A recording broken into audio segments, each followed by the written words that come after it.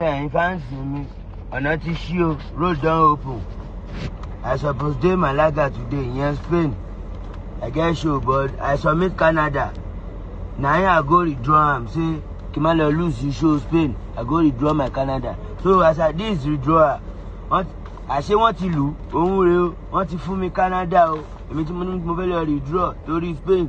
So now they don knack my Canada near o. Kan lọ Canada.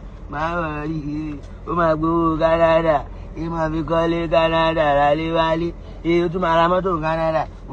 Wọ́n ti lù withdrawal rè, withdrawal no more.